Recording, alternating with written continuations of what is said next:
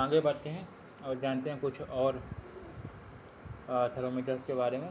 तो इसको हम बोलते हैं डिफरेंशियल एक्सपेंशन थर्मोमीटर। इसको हम बाई मेटालिक थर्मोमीटर भी कहते हैं। क्यों? क्योंकि इसमें जो है दो धातुओं का इस्तेमाल किया जाता है। साथ साथ इसका प्रयोग उन जगहों पर किया जाता है या उन तो इस तरीके के जो थर्मोमीटर होते हैं वो अधिकतर ऐसी जगह इस्तेमाल किए जाते हैं जहाँ पर जो है टेम्परेचर जो है हमेशा क्या करना पड़े, कांस्टेंट रखना पड़े। मतलब तो कोई एक ऐसी डिवाइस है उसमें या कोई एक ऐसी मशीन है जहाँ पर जो है टेम्परेचर हमेशा क्या होना चाहिए, कांस्टेंट। जैसे फ्रीजर है, ठीक है, फ्रीजर है जो कमर्शियल फ्रीजर्स होते हैं, तो वहाँ पर क्या होता है, ठीक है, कि जो टेम्परेचर होता है वो हमेशा क्या बना के रखना पड़ता है, कांस्टेंट बना के रखना पड़ता है, ठीक है।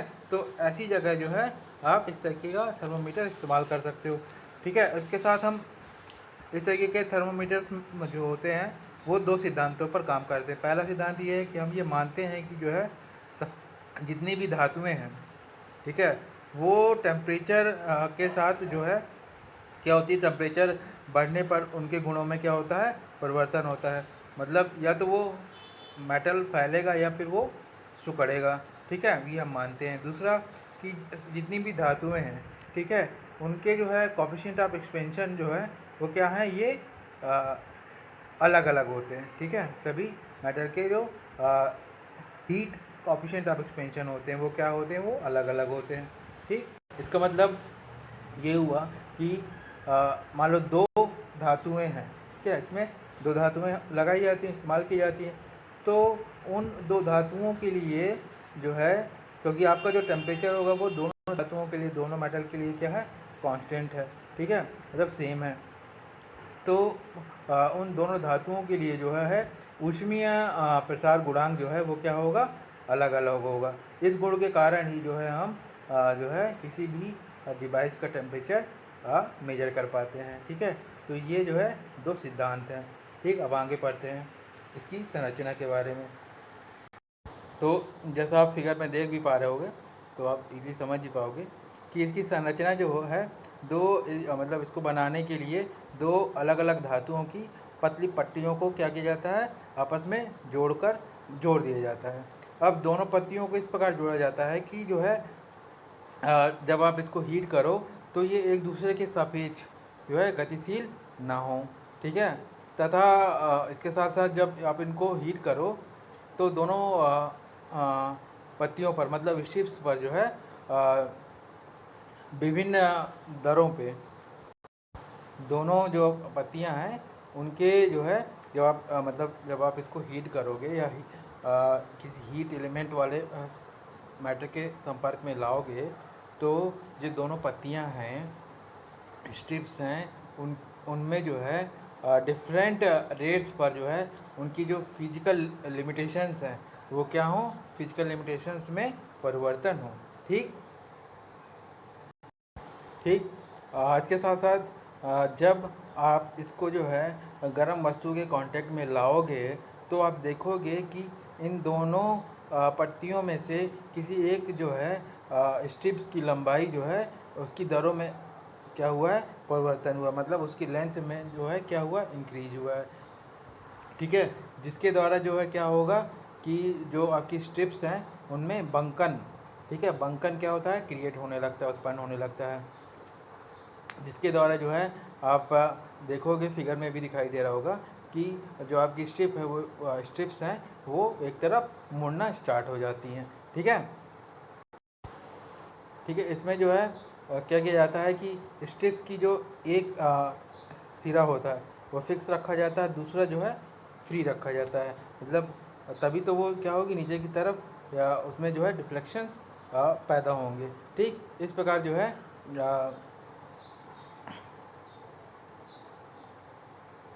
इस प्रकार जो है इसमें इसका जो फ्री हेड होता है, फ्री जो एक सिरा होता है, फ्री जो एक सिरा होता है वो टेम्परेचर बढ़ने पर या टेम्परेचर में परिवर्तन होने पर क्या होने लगता है, डिफ्लेक्ट होने लगता है, जबकि दूसरा जो एंड होता है वो अपने स्थान पर क्या होता है, फिक्स रहता है। ठीक, अब इसके अब हम जान लेते हैं इसकी वर्किंग मेथड, इसकी वर्किंग मेथड कैसी होती है।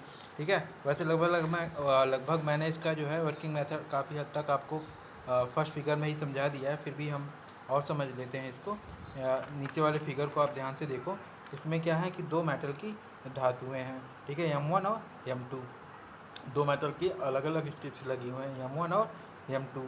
ठीक है, और इनके जो है अल्फ़ा 1 और अल्फ़ा 2 इनके क्या हैं, गुणांक है, ऊष्मीय प्रसार गुणांक है, कोएफिशिएंट ऑफ एक्सपेंशन है। ठीक है, और इनके जो टेम्परेचर हैं आप फिगर में भी देख पा रहे होगे, T1 और T2 हैं। ठीक, इसके साथ साथ आप ये भी जान लीजिए कि अगर आप जब आप यह जो है इस थर्मामीटर के द्वारा जो है टेम्परेचर को मेजर करते हो, तो क्योंकि इसका जो एक सिरा क्या होता है, फ्री होता है, अगर आप इसको जो है क्या ना करो, रोको ना, या इसमें किसी प्रकार की रोक ना लगाई जाए, तो ये एक सर्कुलर आर्क में डिफ्लेक्ट होता है, मतलब विक्षेपित हो जाती है। ठीक है, अब हम आगे जान लेते हैं। हमने ये मान लिया कि M1 अगर अगर यदि M1 धातु के मतलब M1 जो धातु है उसका जो है ऊष्मीय प्रसार गुणांक, जिसको हमने कहा है अल्फ़ा 1 का मान, अगर M2 जो दूसरी धातु है ऊष्मीय प्रसार गुणांक से अधिक है, मतलब M1 का जो है क्या है, ऊष्मीय प्रसार गुणांक M2 के ऊष्मीय प्रसार गुणांक से क्या है, अधिक है, तब क्या होगा, तब तापमान में इंक्रीज होने पर जो आपकी स्ट्रिप्स है उसका विक्षेपण उसी पत्ती में होगा। ठीक है, किस पत्ती में होगा, जिसका जो है क्या है, ऊष्मीय प्रसार गुणांक जो है कम है। ठीक है, अर्थात उस पंक्ति में होगा जिसका जो है क्या होगा, ऊष्मीय प्रसार गुणांक कम है। ठीक, तो इसमें क्या था कि M2 का जो है वो क्या था, कम था, और M1 का जो है उसमें प्रसार गुणांक क्या था, ज़्यादा था। ठीक है, तो इस होगा क्या कि जो आपकी धातु है वो M1 की तरफ, ठीक है, क्योंकि M2 का जो है वो कम है उसमें प्रसार गुणांक, तो ये जो धातु है वो क्या होगी, M1 की तरफ, M2 जो है M1 की तरफ जो है कॉन्वेक्स साइड की तरफ क्या होने लगेगी, झुकने लगेगी। ठीक है, और अगर इसका उल्टा किया जाए, जहाँ पर मतलब उल्टा करोगे तो मतलब M2 ज़्यादा हो जाए तो और M1 कम हो जाए, तो यहाँ पर क्या होगा, तो आपकी जो स्टेप्स है वो किधर की तरफ झुकेगी, M2 की, मेटल 2 की तरफ क्या होगी, झुकना चालू हो जाएगी। ठीक है, तो इस तरह जो है इसकी जो है वर्किंग होती है। अब हम इसके बारे में जानते हैं और आगे जानते हैं कि हम इसमें जो है टेम्परेचर को कैसे रिकॉर्ड करते हैं या कैसे मेजर करते हैं। ठीक है, तो जैसा आप स्क्रीन पर जो है क्या है देख पा रहे हो कि इस प्रोसेस में जो है पत्ती के एक सिरे को जो है स्थिर कर दिया गया है, और जो दूसरा सिरा जो फ्री होता है उसके उसमें जो है क्या कर दिया गया है, एक पॉइंटर लगा दिया गया है, और पॉइंटर किससे कनेक्टेड है, एक स्केल से कनेक्टेड है। ठीक है, अब यहाँ पर होगा क्या कि जैसे ही टेम्परेचर में क्या होंगे, चेंजेस होंगे, तो टेम्परेचर में चेंजेस होने की वजह से जो आपकी स्ट्रिप्स है, ठीक है, एक स्ट्रिप्स है, तो वो क्या होने लगेगी कि सर्कुलर आर्क की तरह क्या होने लगेगी, झुकने लगेगी। जब ये झुकने लगेगी तो जो आपका पॉइंटर है उसमें भी डिफ्लेक्शन पैदा होगा, और वो जो है पैमाने पर क्या होने लगेगी, स्लाइड होने लगेगी। जैसा मैंने आपको बताया था कि आपका जो है वोल्ट मीटर होता है, ठीक है, जो आप घरों में टीवी वगैरह वोल्टेज कंट्रोल करने के लिए इस्तेमाल करते हो। ठीक है, तो उसमें क्या होगा, पॉइंटर जो है स्केल पर जो है आपको रीडिंग बताना स्टार्ट कर देगा। बस इसमें सिर्फ ख़राबी ये है कि इसका जो है आप इंडस्ट्रियल यूज कम होता है, उतना उपयुक्त नहीं होता है, क्योंकि इसमें जो है डिफ्लेक्शन जो है क्या होता है, कम होता है, और साथ साथ इसमें जो है सेंसिटिविटी भी जो है क्या होती है, कम होती है। ठीक है, अब आप दूसरे फिगर की तरफ देखो और समझोगे कि ये तो था कैंटिलीवर के बारे में, कैंटिलीवर अगर आकार की जो है आपकी जो है एक्सपेंशन थर्मामीटर है। दूसरी जो होती है स्पाइरल स्ट्रिप टाइप थर्मामीटर होता है। इसका क्या होता है, एक सिरा, इसमें भी सेम वही चीज़, एक सिरा क्या होता है स्थिर रख कर रखते हैं, तथा दूसरा जो है सिरा जो है स्वतंत्र रखते हैं, जिससे जो है एक आपका क्या जुड़ा होता है, पॉइंटर जुड़ा होता है, और पॉइंटर से जो है आपका क्या होता है, स्केल पॉइंटर क्या में जो है स्केल लगा होता है। इसमें भी सेम प्रोसेस होती है कि जब तापमान आपका जो टेम्परेचर है वो क्या होता है, परिवर्तित होता है या चेंज होता है, तो जो है स्ट्रिप की जो है वक्रता है वो क्या है, कर्व वो क्या होती है, बदलना स्टार्ट हो जाती है। जिससे होगा क्या कि जो है आपका पॉइंटर है, पॉइंटर में क्या होना चालू हो जाएगा, डिस्प्लेसमेंट होना चालू हो जाएगा। और वो डिस्प्लेसमेंट आपको कहाँ दिखेगा, वो जो आपकी स्केल लगी हुई, जैसा आप फिगर में देख पा रहे हो स्केल लगी है, उसमें जो है वो पॉइंटर का डिफ्लेक्शन आप देख सकते हो। ठीक है, और वहाँ से आप क्या कर सकते हो, उसकी रीडिंग को पता कर सकते हो। इसमें जो है आपकी जो स्टेप्स होती हैं वो कैंटिलीवर ना होके बल्कि स्पाइरल फॉर्म में होती हैं, जिसके कारण जो है स्पाइरल फॉर्म में होने के कारण जो है इसमें डिफ्लेक्शन क्या होता है, अधिक होता है।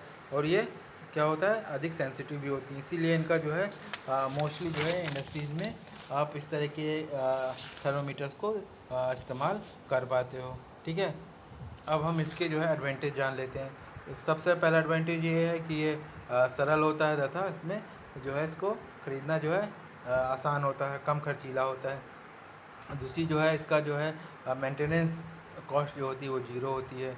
इसका जो है वर्किंग जो लाइफ होती है वो क्या होती है, अधिक होती है। ठीक है, तो ये तो रहा आपका जो है कौन सा थर्मोमीटर, डिफरेंशियल एक्सपेंशन थर्मोमीटर, जिसमें मैंने आपको ये बता दिया है कि डिफरेंशियल एक्सपेंशन थर्मोमीटर होता क्या है, दूसरा उसकी वर्किंग मेथड क्या है, उसके बाद कैसे उसके टेम्परेचर को आप मेजर कर सकते हो, जिसमें मैंने आपको दो तरीके की बताई हैं, कैंटिलीवर और एक स्पाइरल स्ट्रिप। ठीक है, उसके एडवांटेज बताए हैं। अब हम कुछ आगे के थर्मोमीटर्स को भी जानेंगे।